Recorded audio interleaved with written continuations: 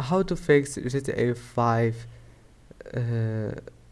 entry point problem easy and quick.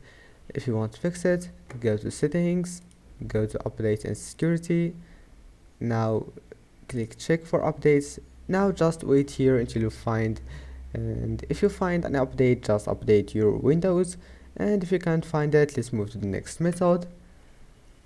Go to settings, go to Windows security, virus trace protection.